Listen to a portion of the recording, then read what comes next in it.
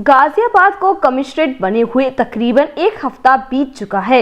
ऐसे में बतौर कमिश्नर यहां पर अजय मिश्रा ने पदभार संभाला है। पुलिस कमिश्नर अजय मिश्रा ने मीडिया से खास बातचीत करते हुए बताया कि उनकी क्या क्या प्राथमिकता है। तो उन्होंने बताया कि गाजियाबाद को क्राइम मुक्त करना, साथ ही जाम की समस्या से निजात दिलाना उनकी प्राथमिकता रहेगी। साथ ही जब उनसे यह पूछा गया कि आपके पिताजी एक हेड कांस्टेबल थे और आज आप एक आईपीएस बनने के बाद कमिश्नर हो चुके हैं, तो उन्होंने कहा कि यह एक लोकतंत्र है, यहाँ पर कोई भी व्यक्ति कुछ भी कर सकता है। वहीं दूसरी ओर उन्होंने बताया कि बेशक ही मेरे भाई पत्रकार हैं, लेकिन इसका मतलब यह कतई नहीं कि मैं अपने कामों को या खबरों को दबाने की कोशिश उनके माध्यम से करूं। तो कहना साफ है कि गाजियाबाद के नए कमिश्नर अपने दिमाग में तमाम पहलुओं को लेकर आए हैं, जिनके चलते उन्हें गाजियाबाद को और भी बेहतर बनाना है और पुलिस और भी बेहतर करनी है। बैलेंस के हिसाब से होते थे, प्रशासन के हिसाब से। अगर किसी को लाइसेंस बनवाना है तो पीएम साहब का इन्वॉल्वमेंट और पुलिस का इन्वॉल्वमेंट, किसी को गुंडा एक्ट में करना है तो प्रशासन का भी इन्वॉल्वमेंट होगा। अब वो तमाम जिम्मेदारियां आपके ऊपर आ गई, आपकी जिम्मेदारियां भी बढ़ी हैं, पावर्स भी बढ़ी हैं, लेकिन मिसयूज भी कभी कभी पुलिस करती है। आप चूंकि इतिहास रच रहे हैं, क्या कोई ऐसा ट्रैक बना के जाएंगे कि आगे बैलेंस भी बना रहे और उसका मिसयूज भी ना हो। जो अपेक्षाएं हैं उसके अनुरूप पुलिस काम कैसे करेगी, क्या ऐसा आपने इसको थोड़ा सा मैं फर्दर कर देता हूँ उनके क्वेश्चन। जो autocratic powers, it tends to be an autocratic system. जो आपके पास एग्जीक्यूटिव मजिस्ट्रेट की पावर्स आई हैं, एडिशनल डिस्ट्रिक्ट मजिस्ट्रेट की पावर्स आई हैं, सीआरपीसी में सराय वगैरह नहीं है आपके पास, अभी भी एक्साइज नहीं है। तो हाउ विल यू प्रिवेंट कि भाई ये एक ऑटोक्रेटिक सिस्टम ना बने। पब्लिक को बड़ी एक्सपेक्टेशन है कि नया सिस्टम है, लेकिन autocratic tends to be an autocratic system जहाँ पुलिस को पूरी पावर है।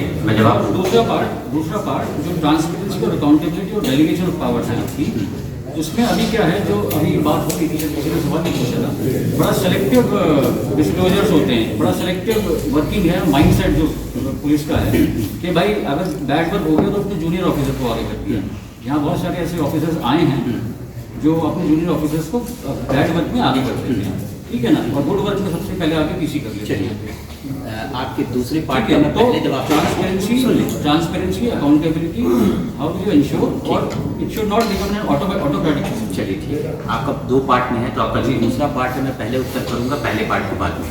दूसरा पार्ट ये है कि जो बैड वर्क होता है उसके लिए नीचे वाले को लोग आगे कर देते हैं कि आप बाइट कीजिए, मीडिया से इंटरेक्ट करिए।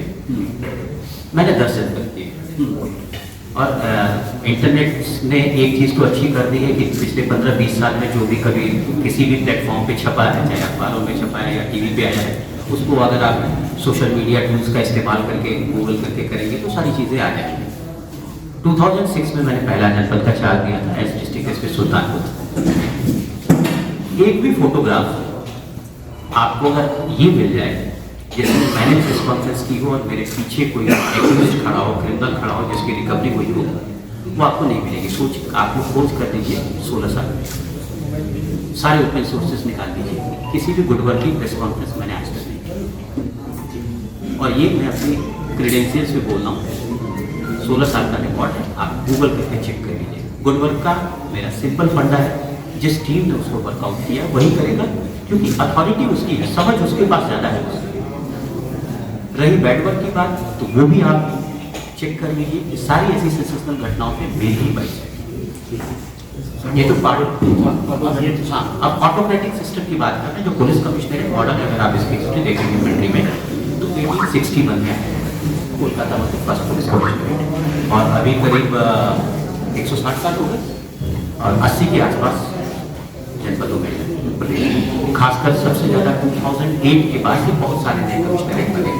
यानी अगर 1861 से देखिए और आप 2008 तक की हिस्ट्री देखेंगे तो hardly there were around 36-37 police commissionerate. लेकिन पिछले 12 साल में वो जो नंबर है पुलिस कमिश्नरेट का वो कंट्री का डबल से भी ज़्यादा हो गया 12 साल में।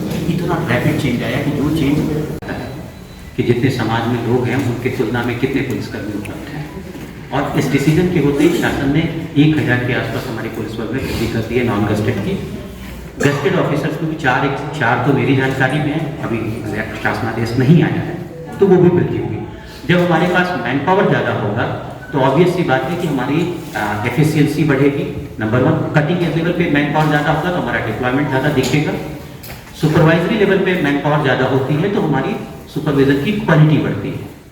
अगर आप किसी भी एक जिले की, मैं बहुत छोटा सा एग्जाम्पल बता रहा हूँ, एक जिले में 2008 में मैं एसपी था, तो शासन की जो मंशा होती है कि 10 से 12 आपको जन शिकायतों की सुनवाई करनी होगी, उसके बाद फिर आप कैंप ऑफिस चले जाते हैं, फिर रजिस्टर्ड डाक से आती है। तो मैंने एक स्टडी की कि आखिर कितने लोग मुझसे एवरेज पुलिस ऑफिस में आके मिलते हैं, बाई हैंड अपने एप्लीकेशन देते हैं, कितनी एप्लीकेशन डाक के थ्रू आती है, रजिस्टर्ड डाक के थ्रू, और कितनी एप्लीकेशन कैंप ऑफिस पे लोग आके देते हैं। तो ये एवरेज करीब 480 या 500 था प्रतिदिन। आप लोग चूंकि क्राइम रिपोर्टिंग देख रहे हैं, आपको भी पता होगा कि एप्लीकेशन छोटी से छोटी पुलिस को दी गई एप्लीकेशन 1.5 से 2 पेज की होती है, और अगर वो जमीन जायदाद धोखाधड़ी से रिलेटेड एप्लीकेशन हो तो हो सकता है वो 20 पेज 50 पेज की भी हो सकती है।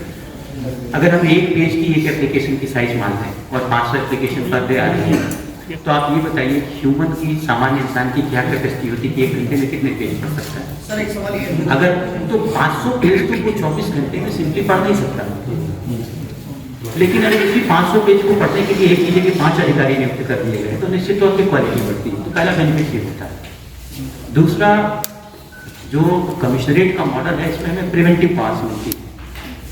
ट्रेडिशनल पुलिसिंग में होता है कि अपराध होने के बाद हम उसकी विवेचना करते हैं कि साहब ठीक है, ये मर्डर हो गया, हमने अभियुक्तों को पकड़ लिया, उनको प्रोसिक्यूट किया, और फिर एक खुलासा करते हैं कि साहब इन कारणों से ये रंजिश थी, इस रंजिश की वजह से मारा गया, इस हथियार का इस्तेमाल किया गया, ये मोटिव था, इस पर्पज के लिए मारा गया। लेकिन अगर कोई इस स्टेज में है जब वो प्लान कर रहा है कि वो मारेगा किसी को, इस तरीके के उसके मन में विचार आ रहे हैं, अपने आप को ऑर्गेनाइज करने की कोशिश कर रहा है, उस समय अगर वो चीज़ें हमारी नॉलेज में आती हैं तो ट्रेडिशनल पुलिसिंग के मॉडल में हमारे पास बड़े लिमिटेड एवेन्यूज होते हैं। सर चूंकि अभी आपने नया नया जिला सवाल ये कि गाजियाबाद में साइबर क्राइम बहुत ज़्यादा बढ़ा हुआ है सर। अधिकतर मामले देखेंगे आप तो साइबर क्राइम कहेंगे, तो क्या साइबर क्राइम को लेकर कुछ अलग पॉलिसी अपनाई जाएगी? देखिए, जो पहला प्रश्न आपका ये कि एक्सेसिबिलिटी, चाहे मीडिया से या जनता के से एक्सेसिबिलिटी कितनी है पुलिस चीफ की, तो इस पे मैं आपको आश्वस्त करता हूँ कि जो भी मेरे प्रेडिसेसर रहे हैं एसएसपी एसपी की कैपेसिटी में, उनसे कम नहीं हो सकता है, उनसे ज़्यादा ही एक्सेसिबिलिटी होगी, चाहे मीडिया के लिए हो चाहे समाज के लिए हो। पद बढ़ने से या पद नाम बढ़ने से एक्सेसिबिलिटी कम होने का कोई लॉजिक नहीं है, क्योंकि रिस्पॉन्सिबिलिटी सेम है। जब कोई यहाँ एसएसपी हुआ करता था तो उसकी भी रिस्पॉन्सिबिलिटी थी कि एक अपराध मुक्त समाज में, एक भय मुक्त समाज में, और अगर मैं यहाँ कमिश्नर के रूप में पुलिस चीफ हूँ तो मेरी भी वही रिस्पॉन्सिबिलिटी है। तो जब रिस्पॉन्सिबिलिटी में कमी नहीं आई तो फिर मेरे कंडक्ट में कमी नहीं आनी चाहिए, ये मैं आपको आश्वस्त कर सकता हूँ। और सिर्फ मैं नहीं, मेरी पूरी टीम, जो भी डीसीपी होंगे, एडिशनल सीपी होंगे, एसीपी होंगे, मैं इंश्योर कराऊंगा कि एक्सेसिबिलिटी में कमी ना आए। दूसरा प्रश्न आपका साइबर क्राइम को लेकर था। साइबर एक एनसीआर का पार्ट है और लिटरेसी लेवल ज़्यादा है, ज़्यादातर ट्रांजेक्शन ऑनलाइन होते हैं। निश्चित तौर पे गाजियाबाद में, सब सारे शहरों में जहाँ ऑनलाइन ट्रांजेक्शन ज़्यादा है, साइबर क्राइम ज़्यादा होता है। साइबर क्राइम को अगर हम रोकने की, कम करने की बात करें, पहली चीज़ होती है अवेयरनेस, को प्रिवेंटिव मेजर्स कह सकते हैं कि लोगों को पहले से ही अवेयर करते हैं, जिसमें हम गवर्नमेंट ऑफ इंडिया की रजिस्टर करके उसको इन्वेस्टिगेट करते हैं, उसको लॉजिकल कंक्लूजन देके जाते हैं। यूपी गवर्नमेंट ने, अगर आपको याद होगा, तो सारे रेंज हेडक्वार्टर्स पे एक साइबर पुलिस स्टेशन भी बना रखे हैं।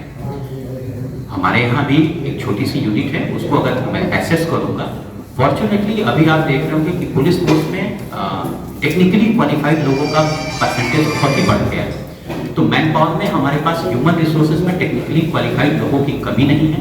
अगर जरूरत पड़ी तो सिर्फ इनको चैनलाइज करने की है कि इसको सही डायरेक्शन में उनके टैलेंट का इस्तेमाल करें और चैनलाइज करें। गाजियाबाद को, जिला गाजियाबाद के ऊपर एक फिल्म भी जा चुकी है, क्योंकि क्राइम रेट बहुत ज़्यादा रहता है, तो उसको लेकर क्या माइंडसेट है, किस तरह से आप काम करेंगे?